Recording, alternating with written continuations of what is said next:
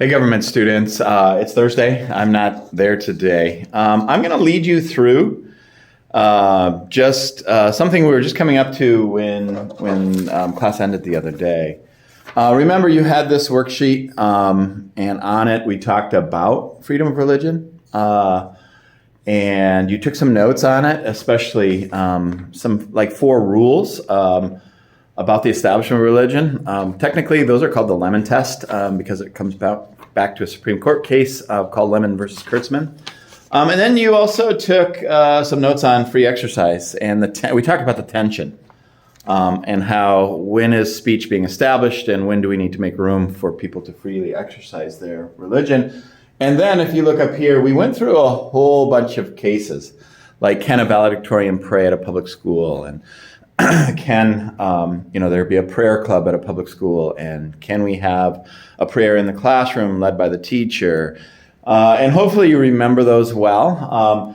And the last one we had done was about a middle school principal who had invited a rabbi in to pray at a graduation ceremony. And we learned that in this case, because the principal had invited the clergy to pray, it was ruled as an establishment. And then right after that, we got to this case study on freedom of religion, Santa Fe School District versus Doe. And what you now have, and I didn't photocopy it on the back like I was supposed to, but you now have this worksheet here that gives you the facts of the case and then the questions that the court needs to consider. And so I'm going to read that through with you. And then when we're done, you're going to pause the video. And then on the back, you're going to give some arguments for each side, or what arguments would both sides use. And I'll talk you through that in a minute. And you're going to do that while the video is paused. And then when you're done talking at your tables for maybe 3 to 5 minutes, then you're going to play this video again, and I'm going to tell you how the Supreme Court ruled. And I'll also go over your answers, like what you might have wrote and what I thought you might have written. So let's introduce ourselves to this case. And my summary up here might be slightly different than your summary, but you can kind of read it. You should probably look at your paper more than up here because I don't think the screen is showing real well. But what this case starts as is it's in Santa Fe, Texas. So it's Santa Fe versus Doe, but it's Santa Fe, Texas, which is a small town. And like all small Texas towns, they love the Baptist denomination, and they love football. Those 2 things are probably the most important things in their lives.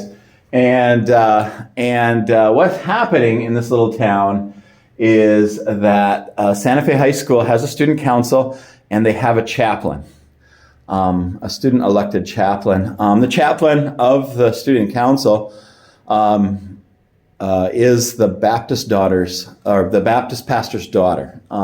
And she's been praying at football games over a loudspeaker.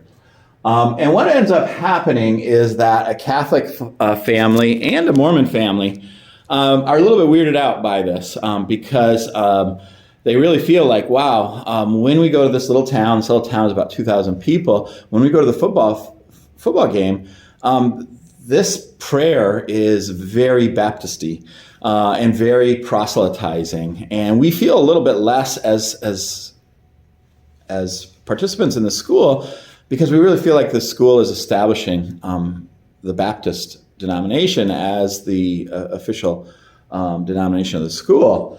And so, as you can see, before this case, a student elected as Santa Fe High School Student Council chaplain delivers a prayer described as overtly Christian over a PA system before each home varsity game. One Mormon and one Catholic family bring suit. Okay. By the way, when they file suit, the district U.S. court says, yeah, we think that this is an establishment case. But even before they do that, the school district's like, yeah, we got to change this policy because this is pretty overtly a violation of the Establishment Clause. And so they change it. And it says, while the suit was pending, the district adopted a new policy which permitted, but did not require student-initiated and student-led prayer at all home games, and which authorized the students 2 elections. So basically the school said, here's what we're going to do. We're going to have 2 elections at our school. The first election, we're going to ask the students, do you want somebody to speak before the game? And by the way, when they speak, they don't have to pray. They can just say, hey, all, let's have a great game.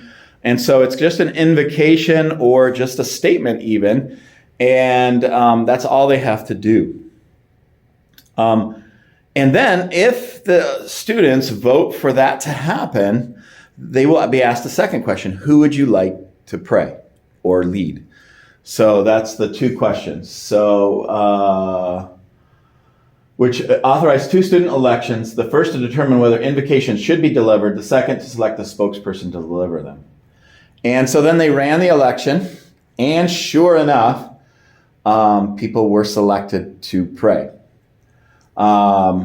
This is just an aside, although it may be important, but you can probably guess who was chosen. It was the child of the Baptist pastor again. So then they started that policy, and they basically said, this is a free exercise issue. This is this girl's right to pray. It's private speech, and she now has a right to pray. The 2 families that had sued originally said, you know what, we still feel like we're being discriminated against here. We still feel like we're less than people because we're Mormons and Catholics in this little town. So they sued again, and this time, rather than just going to the district court, it went all the way to the Supreme Court. So the question that you have is, does the Santa Fe Independent School District's policy permitting student-led, student-initiated prayer at football games violate the Establishment Clause of the First Amendment? That's the technical term that the family asked the question to solve, or asked the Supreme Court to solve. That's the constitutional question. Simply, though, for you guys and us, is this prayer protected as free exercise, or is it prohibited under the Establishment Clause? And so what you're going to do is, after I've presented this at your tables, you're going to flip your paper over, and on the back it says Arguments for Santa Fe, which is the school district, which is saying, we did things right. This prayer is okay. And you're going to list 4 arguments or so to that, okay, to that side. And then you're going to try to think, what would the arguments be for Doe? What would be the arguments for the Catholic and Mormon family? And at your tables, you're going to try to come up with good arguments on both sides. And you should be able to do that. Obviously, at some point, you're going to start to say, I think this side is right. But think of both arguments, or arguments on both sides.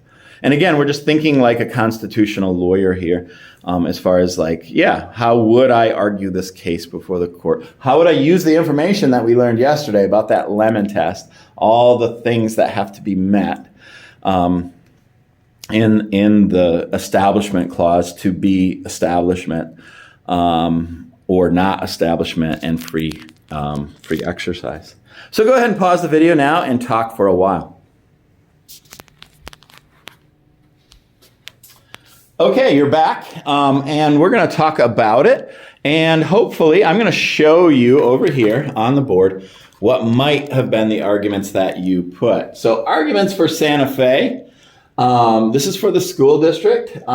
They argued that this was, I should say, not voluntary, it should be not required. Did I mess it up? Yeah, I actually messed it up. I am so sorry. But anyway, so you're going to put arguments there and there. It is 6:30 in the morning. I apologize for that. So the arguments for Doe. Oh, shoot. The arguments for Doe, this is for the family. I apologize that I'm all discombobulated here. The arguments for Doe was this, and this is the families that are upset, are over here. I'm going to actually start with Santa Fe, and they're over here, because it flows better if I go that direction. So the arguments for Santa Fe were like, wait a minute, this is a student-led prayer. The students clearly are choosing this. It's their free exercise rights. It's also student-initiated. They're the ones who asked, and then they're the ones who voted. And so it's student-led and student-initiated. Therefore, it is not within the realm of the Establishment Clause. They also argued, well, wait a minute, this is not even in school hours. This is at a football stadium. Might not, it might be in the city center, somewhere like that. It's outside of school hours, and it's outside of school as well. So it's happening on a Friday night. And so all of those reasons are good reasons why this kind of speech should be free exercise speech. And so that was the arguments that Santa Fe led. Again, try to switch these over, and I apologize for that. Now, to use the other side came back and said, and this is Doe's side now. Doe's side said, well, yeah, student-led, student-initiated, all well and good, but not voluntary. The players have to be there. The band has to be there. Students have to be there. They also said this is, even though it's student-led and student-initiated, because it's over a PA, this is very, very public speech. And it's very official-sounding speech when it comes over a PA. And so that was an argument that came out from the Doe lawyers as well. And then this maybe their most important one is this idea that the school set up the election. The school set up this election, and they knew very well which side would win.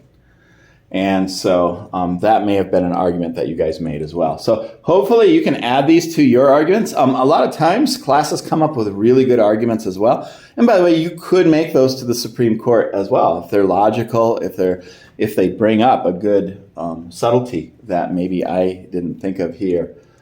But then broadly, I want to get back to some of their arguments as well. So the other thing that Santa Fe said is if you look at your establishment of religion, one of them talked about the government can neither advance nor prohibit freedom of speech. Well, the arguments for Santa Fe said, yeah, if you don't let these kids pray in this way, it's really prohibiting their religion. And to not allow it, you're really prohibiting their religion.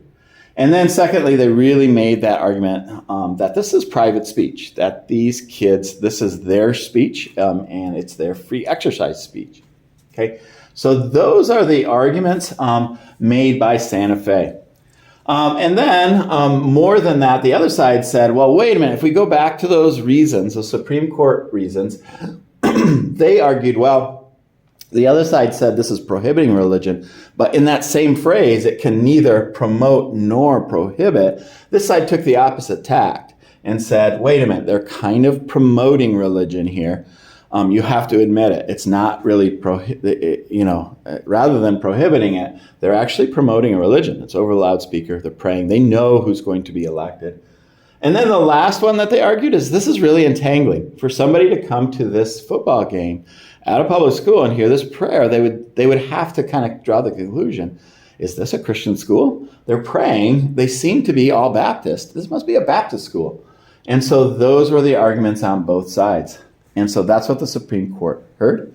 And now maybe you can guess who won. Do you think Santa Fe won? Do you think Doe won? And again, you have 9 justices. What was the winning margin by? Maybe you can pause it for a second and just kind of guess as a class who you think won and by what margin. Okay? And then we'll go over that. Okay? Here is the decision in Santa Fe versus Doe. So it was a 6-3 decision for Doe, for the parents of the Mormon and Catholic family. They said it was unconstitutional.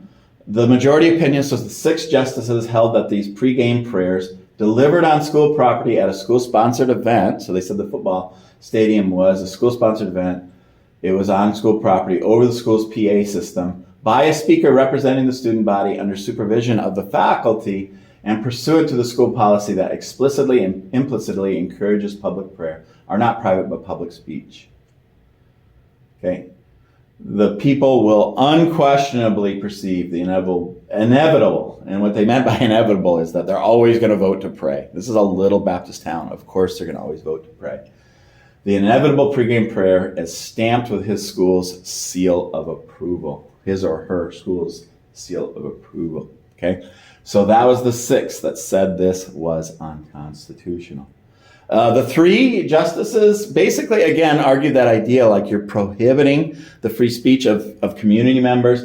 And they said, if you get overly concerned about scrubbing clean religion from every aspect of public life, you end up bristling with hostility. You've got to allow religious things to kind of happen in our public life. And in little towns that are Baptist, you got to expect that you're going to see that in lots of places. And to try to stop it is bristling with hostility. Okay. Hopefully you have an opinion on this too, but more importantly than that, you also see how it might be argued. Okay. After this, what's going to happen is you're going to watch another video about some cheerleaders at a public school and whether or not their speech is public or private.